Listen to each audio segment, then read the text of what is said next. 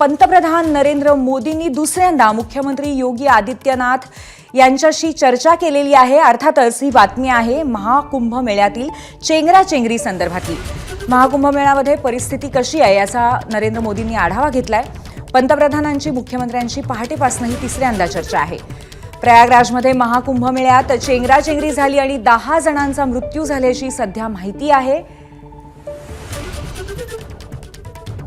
आपले प्रतिनिधी सोमेश कोलगे आपल्या सोबत आहेत। सोमेश, ज्या पद्धतीने घटना कालपासून घडलेली आहे चेंगराचेंगरीची, त्यानंतर आताची परिस्थिती कशी आहे आणि त्याचबरोबर पंतप्रधानांनी सातत्याने आढावा घेतल्याचंही कळतंय। सोमेश, नक्कीच पूर्वी पंतप्रधान नरेंद्र मोदी यांनी 3 वेळा योगी आदित्यनाथ यांना फोन केलेला आहे सकाळपासून या संपूर्ण परिस्थितीचा आढावा घेण्यासाठी। आणि स्वाभाविक महाकुंभातील अतिशय मोठी आणि हृदयद्रावक अशी दुर्घटना आहे आणि त्यामुळे संपूर्ण देशाच्या यंत्रणेचं लक्ष हे महाकुंभातील या दुर्घटनेकडे आहे।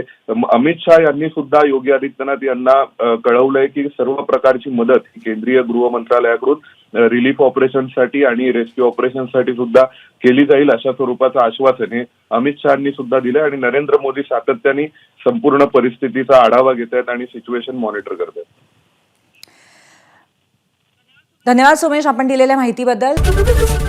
एबीपी माझा, उघडा डोळे बघा नीट।